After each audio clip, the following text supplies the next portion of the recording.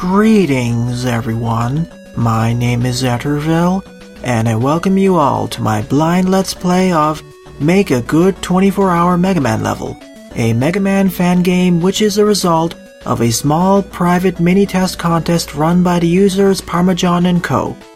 In this contest, contestants were given a box of 4 random items, 2 enemies, and 2 gimmicks, and had to make a level in 24 hours using them. The team ended up getting 6 submissions by known designers, and they got scored by 3 judges, those being ParmaJon, MiniMacro, and Creshman. All of this was accomplished using a version of the MaGMML 2 devkit from May 30th, 2016. The contest ran for about 2 months, then fell into a production hell until this winter.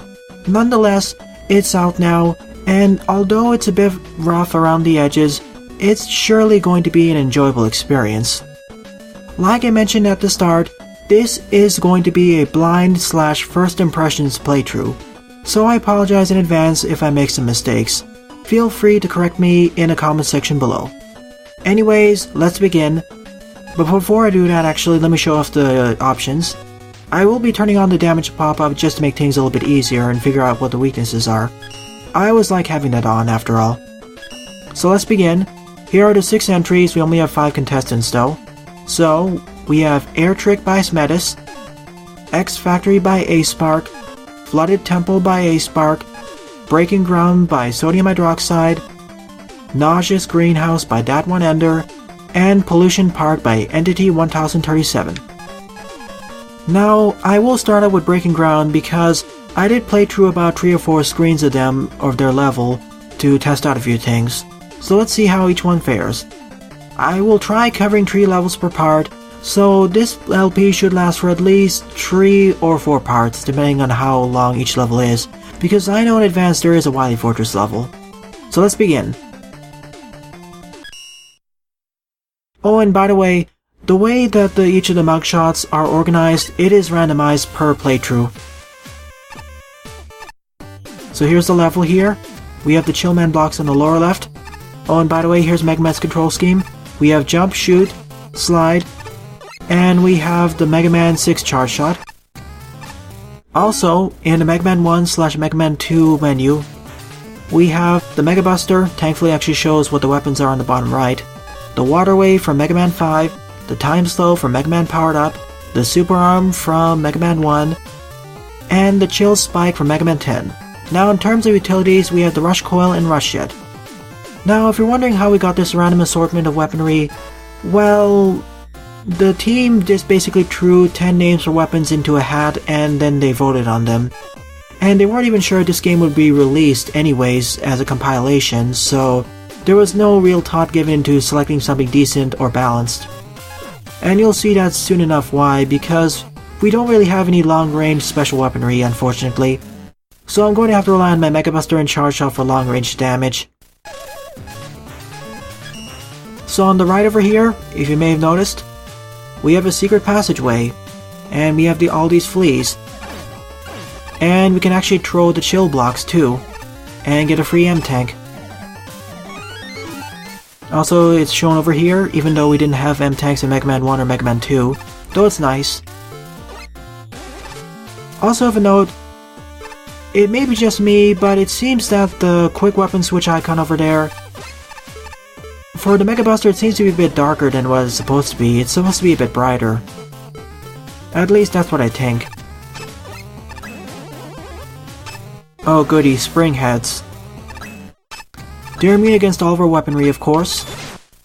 And they immediately spring out when we get close to them. But they can be killed if you use the Super Arm on them. Specifically get a Super Arm block and throw stuff at them. And of course, just like the other Chill Spike usages, we can freeze them right in place. As I demonstrate right over here, or try to. If I can actually get it working, unfortunately. They don't seem to want to be cooperating here, unfortunate. But it is possible to kill them using the block using the Super Arm. But they aren't cooperating here. Oh goody, we have these enemies now, the Space Mets. That first section of the stage was a little bit rough because I was hoping to kill off these enemies. Or rather, I was hoping to kill off those spring heads, but apparently not. And just like in MaGMML 2, we have infinite lives, so picking an extra life will just basically refill your life up to max.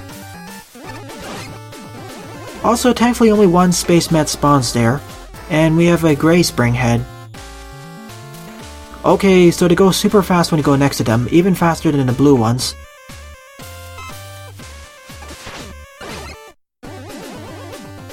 And now we have the Wanans, aka the Snappers from Mega Man 3's Hardman level. And unfortunately, unlike the other spines, the spring heads do not get stopped if you shoot at them. And just like the classic Showman blocks, you can only jump on them twice before they shatter, but at least you have a short duration of time to jump off at the second time. So the stage is gradually getting more difficult and, oh boy, Sniper Joe. The time still works about the same way as they did like in Mega Man Maker, but boy, I don't like the purple tint, that's for sure.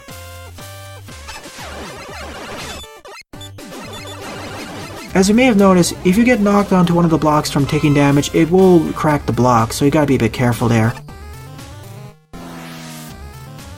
And apparently that rock dropper is being repurposed to drop all these spring heads. Oh wow, I didn't expect that to happen in the level. I didn't expect the level authors to be able to customize each of the gimmicks to be more creative, because now we have an elevator segment. Then again, when they said that level creators had to make stuff using the box items, I guess what they meant is you have to make a stage at bare minimum using those utilities.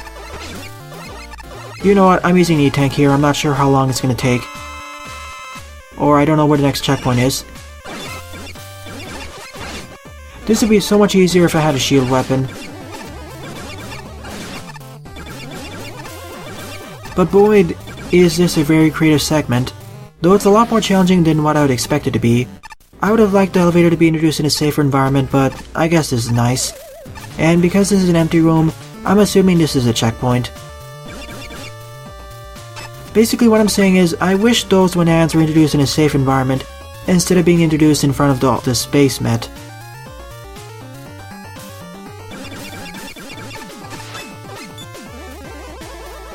There are two ways of doing this. Either we can go to the other side and destroy the enemy this way, or we can just use the chill spike and get up here this way. This is a safer option after all. Oh goody, another one of these elevator segments. Let me try something. Come on, get over here. If I can freeze the enemies in place, I'll be in good shape, and is that intended to happen? Well, that makes this segment a lot easier, that's for sure. If anything, I'd swap the two elevator segments around. This one should come first, and then the Wanan segment, because this is a lot easier, even with all of the spring heads. At the very least, thank you for the full refill. That's really appreciated.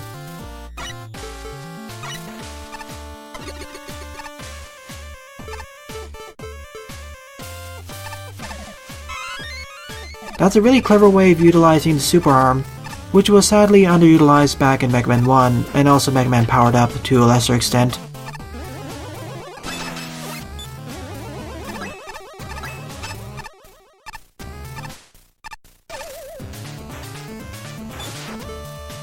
Oh boy, these things.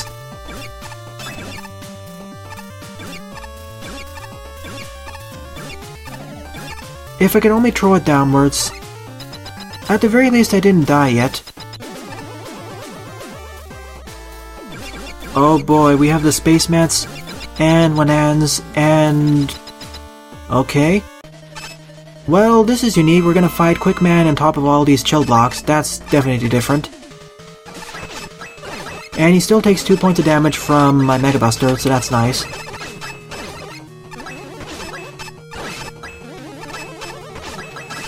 So it's better just to spam my Mega Buster instead of charging it.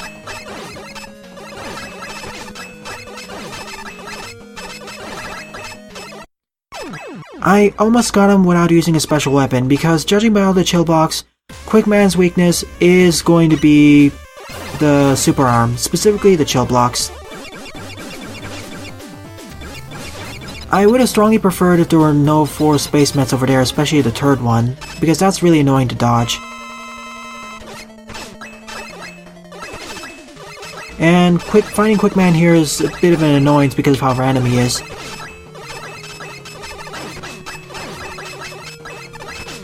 And sometimes he decides if he wants to jump higher. And sometimes Quickman decides he just wants to vacate the entire vicinity.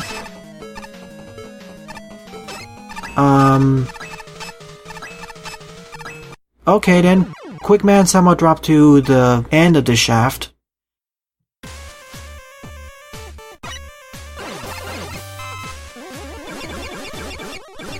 Yeah, it would be really preferred if we could remove that third space mat generator. Alright, take 3.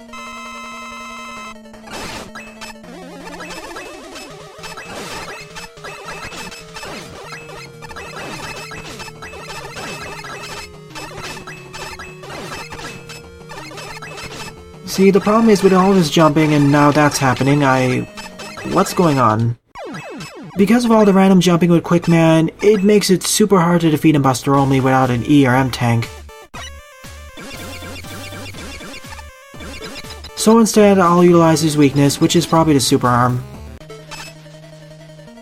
If this was another boss fight which is a lot slower, this would have worked a bit better. Maybe even Nitro Man, that would be fun. Okay, let's try this. Yep, it's his weakness. I thought so. Still, he's quite random and spastic, that's the other problem. See, I could have done it, but he just moves too randomly, and because of all the shattered blocks and how he keeps cracking the blocks when he walks on them, it makes it a lot harder. Also, that's kind of a jerkish placement for the space mets. They're so hard to hit, that's the problem because of their movement. Probably should have just took a death earlier and conserved my E-tank.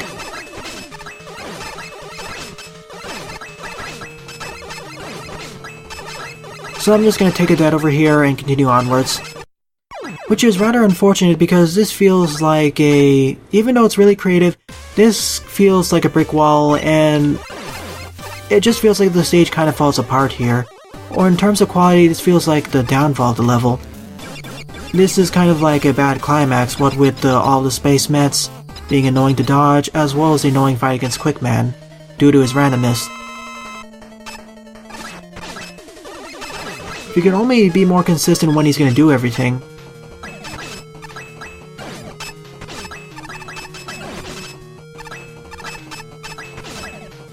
And if only his super arm itself was more consistent too. That's it, M-tank time. I want to save it up, but this boss fight's way too difficult. Like I said, I should have saved the E-tank. There we go. As I repeatedly mentioned, the rest of the level is fine, but boy, this stage, the ending, it fell apart there. I don't know what to say about it. Okay, LR. I wonder what the first means. Does it mean that they got first place? Or does it mean that this is the first level I completed? Okay, this got a score of 85. I'd probably give it 75 or 80 due to the last part. So the box of random stuff were the Spaceman tools, the Springheads, Chillman block, and Wanans. I'd say that she did pretty well with the Springhead, Chillman blocks, and Wanans, though the Spaceman tools could be a bit annoying with the elevator segment, and especially near the end. Other than that, I would at least give it an 8 out of 10. It's a good level, definitely, though it's designed for more intermediate players, at the very least, and, well, I would say the elevator segments should be swapped around. The one with the 4 Springheads should come first, and then the one with the Spaceman tools, as well as the series of all of those Wanans should come second. And I appreciate the Quickman encounter, but it's just too chaotic. The Quickman is just too random for all the blocks, and it just makes it so difficult to defeat him, even if you use a special weapon weakness against him, because it's of course the super arm, and we don't get enough time to practice using it anyway.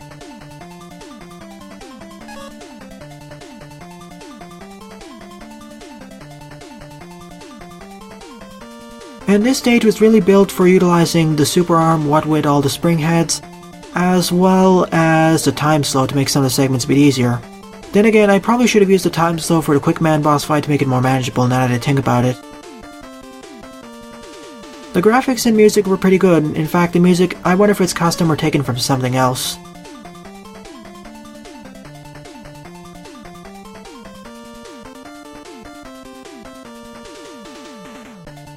So yeah, it seems the judges agree with me, basically. I'll give it an 8 out of 10.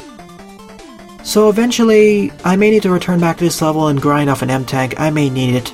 Actually, let me test it. Okay, so I can return to levels, that's good to know. Because I really want to restock on my weaponry, or rather restock on my M-Tanks. I may need them in the Wily Fortress after all, and oops. I forgot about those enemies being able to shatter them. Nonetheless, let's try this again, then I'll exit out of this level.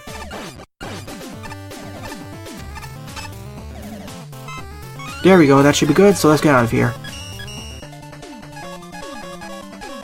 Let's do it this way. Let me go through the stages in clockwise order. So I completed Breaking Ground, next up is going to be Nauseous Greenhouse by ThatOneEnder. I also find it neat that we can't see the stage placement or the scoring until we complete them. Okay, so we have a quite funky remix of Top Man's level, and for some reason the background isn't animated. Okay then. So we have the hoppers, or the mecha kuros, as well as the lava droplets, and the Shadowman platforms, and the illusions, and the nuts and bolts. At the very least, there wasn't a bottomless pit here, so I do appreciate that. And now we have the Top Man platforms. Oh boy. Whoa.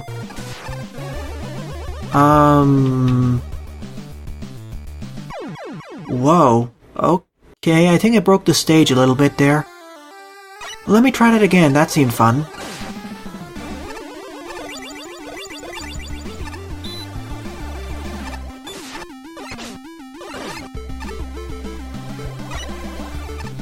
That's not what I wanted to do there, let's do it this time. Okay, let's stay on this side. Okay, and, is this intended?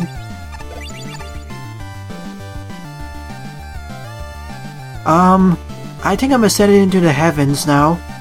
Into the grey void of whatever. Will I reach the end of the stage this way? This seems like a huge stage exploit. So now I'm just gonna hold left and, hello? I really don't think that's how ThatOneEnder intended this stage to be played. Definitely not. If I positioned myself carefully, I think I could have gotten to the end of the level, at the very least. So, I now have a hint of how the stage will end. So, you know what to do. By pressing 2 on the keyboard, just like in MaGMML 2, you can commit suicide and restart the level. Or restart last checkpoint. Okay then, let's try going through this level correctly this time, after that really strange journey upwards.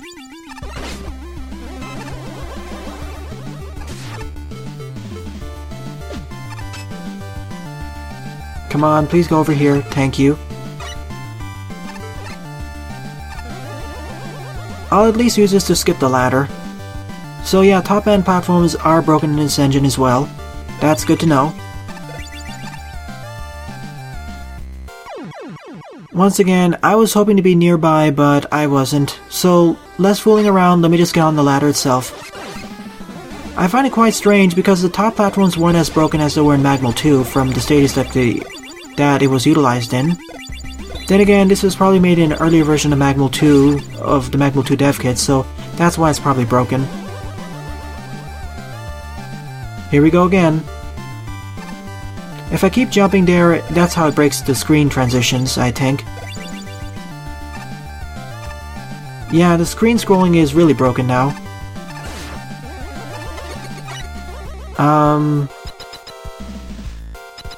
Is this the secret exit, or is this how we're intended to go through this? Because now we're fighting Top Man.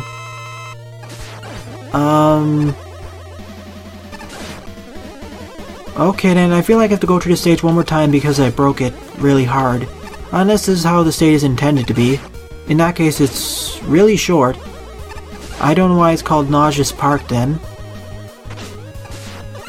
Unless it's because of all the spinning. I was thinking it was going to be a toxic gas stage or something. His weakness is probably the water wave. Yep, that's true. And I forgot to mention in the previous level, but just like in MaGMML 2 and MaGMML 1, we end the stage by collecting an energy element. And apparently ThatOneEnder ended up being in 6th and last place. Okay then. Let's try doing this again, shall we? Hopefully with more success and less oddities. Let's wait this time. Actually, no. I'm just gonna use Rush It here because I just want to try going through this the correct way. I think it's due to the stage's fault because the screen scrolling is breaking if I go on the ladder, so I think it's the fault of the level editor, or rather the level designer. Oh. It's just directly down over there, okay? I'm curious though, does this mean I can pull off a certain trick? This is not how I intended playing through this level, that's for sure. I didn't expect to do a glitch exploration and... oh. Okay. So we can do it this way.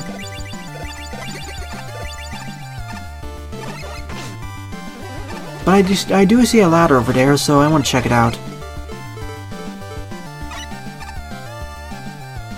And we get a free Yashiki. And, okay, the level terrain here is a bit broken with the solid blocks.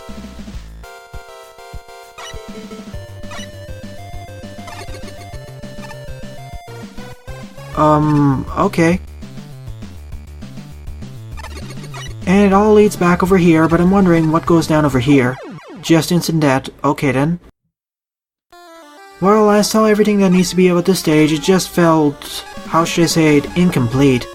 And really short. That's probably why I got in 6th place. Ouch, a score of 35 out of 100. Hologram, bomb. Wait, there were bombs in this level? The spinning platforms from Mega Man 5, as well as the bouncy tile, but I didn't see any bombs or bouncy tiles. Only the hologram in that one segment, as well as the spinning platforms in the other segment. So yeah, this stage is really broken. I'm surprised MiniMacro gave it a 64 though, whereas everyone else gave it a 20-ish. Yeah, this stage really doesn't feel finished, especially with the broken scrolling.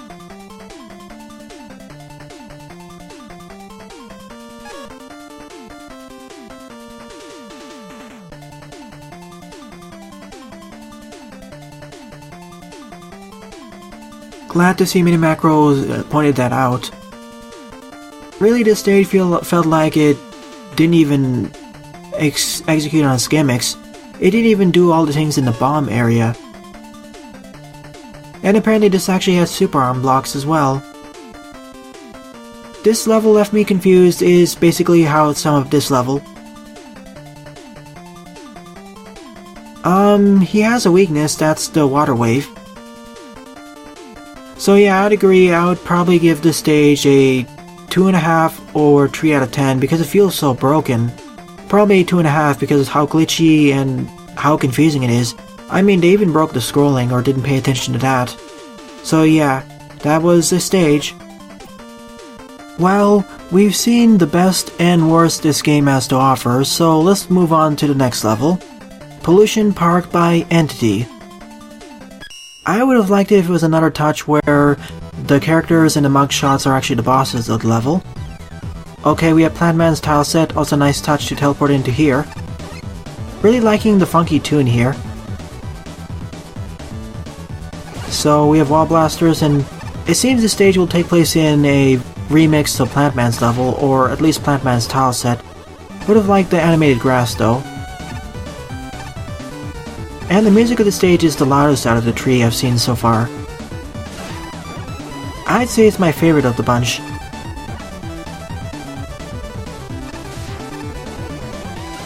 After all, it seems that, according to level designers or the choices of enemies they picked, at the very least you need to pick all the enemies that were shown in the box, or all the gimmicks and enemies, but you can add to them and add more if you want.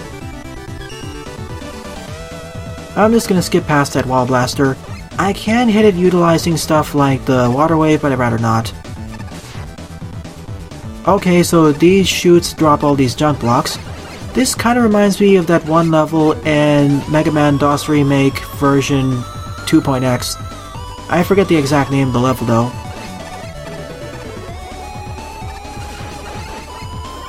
Hold on one second, I need to check something. Sorry about that. I was worried for a second that somehow my volume got set a lot higher, because the volume of this level is a bit higher than the rest. And apparently we can't throw this block. We can pick up the junk blocks though. And apparently they can infinitely stack on top of each other, it seems. As you can see with some of the clipping. Now we need to wait for this to spawn over here, so we can make the jump properly. So the junk blocks are being introduced in safe environments. They're one of the best introduced gimmicks in the game so far.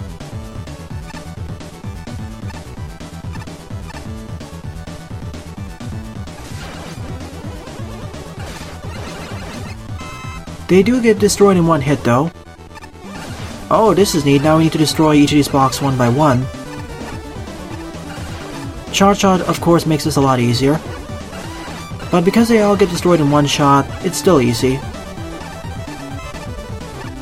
And the Wall Blaster only acts like a nuisance there.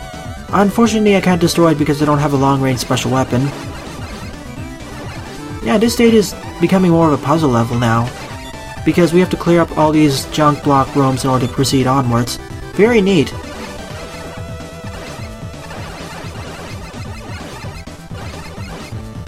This stage definitely has my favorite gimmick and favorite music of all the 3 levels. Becoming more and more like a puzzle level. It's just so unique. And I understand why it's called Polluted Park now, because of all these junk blocks. Someone's utilizing this park as a junkyard.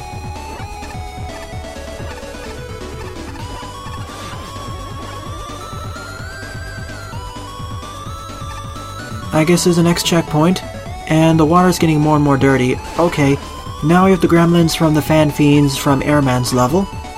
So here we gotta be a bit careful not to destroy the ground beneath us. And the gremlins are hiding behind all of these junk blocks. Would have liked them to be introduced in a bit of a safer environment, but this works. After all, they slowly go towards me once I get close enough to them.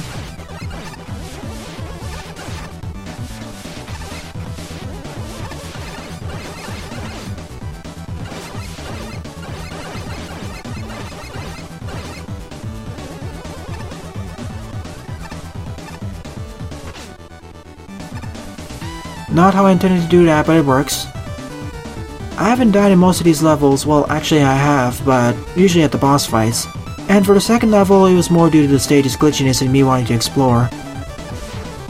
Okay then, so the first gimmick of the level was the junk blocks, the second one is the Splash One platforms.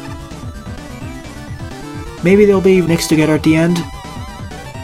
We'll have to see about that. At least they subtly shake before they go out, and we can see how long they last for judging by the water in the canister. This one was quite faster.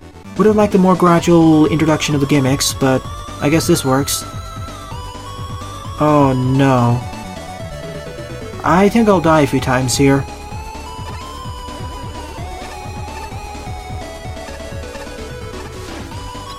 Wow, I got it on my first attempt and... okay then. That's not how I intended to get through there, but it works, I guess. And we fight Metal Man of all people here. I was half expecting Plant Man or Silver Road Master, or Dust Man.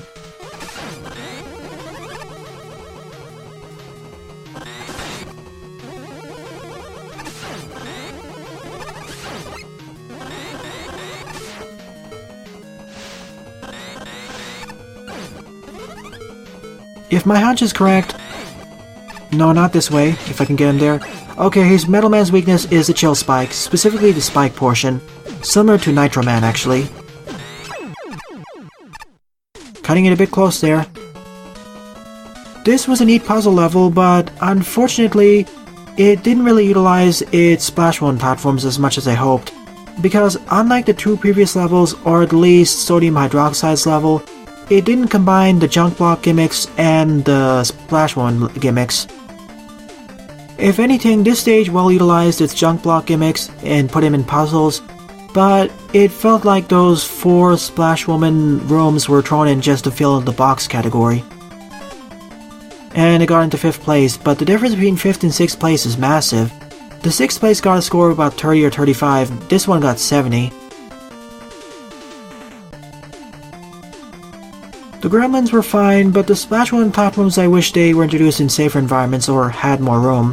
Plus the final challenge didn't exist, like the synthesis of the final challenge here, like ParmaJon pointed out. Even though this stage didn't really promote special weapon usage, it was fine. But then again, most of the special weapons in this engine are gimmicky, or in this game are rather gimmicky, or they're really short range, that's why I don't really utilize them. I'd rather just use the Mega Buster and the trusty Charge Shot for long range damage. I don't have stuff like the Super Arrow, or powerful Split Shot or something.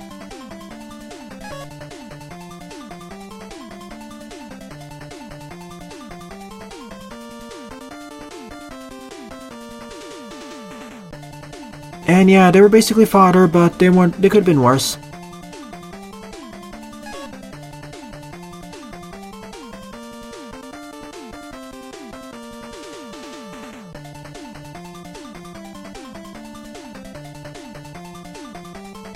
Well, that's one creative way of using the Wild Blasters at the very least. Instead of just being direct enemies, they instead act like more cautionary obstacles, especially with the reflect blocks. It was fun. That's definitely true. So, I don't know how to rate it. I'd probably give it at least a 7 out of 10. Or maybe 6.5 to 7 out of 10 because it's an almost good level, but it didn't fulfill its box gimmick of the Splash Woman water platforms. It only used them for 4 rooms, and it didn't combine usage of them with the junk blocks as a good Mega Man level would. So it's almost there, it just needs to fix that, so 6.5 or 7 out of 10. Like in comparison to the previous levels, Sodium Hydroxide's levels will be an almost 8 out of 10 for me due to some issues with the end. If there weren't there, it would be about an 8.5 or 8 actually. Still, this was a good level overall. ThatOneEnder's level was too glitchy, so it got a 25 or 30 out of 100 for me. It was a bad level. And Pollution Park was an above average to almost good level. So out of the 3 levels I played, I quite enjoyed all of them. If the levels improve in quality from here on out, well, maybe not improve, we're gonna get 2nd, 3rd, and 4th. It's gonna be bode pretty well for my experience. I'm having fun overall, and I'm really liking the creative gimmicks that are being introduced here with the box categories. Forcing level designers to use the various gimmicks randomly and only having 24 hours to do so is a pretty neat idea.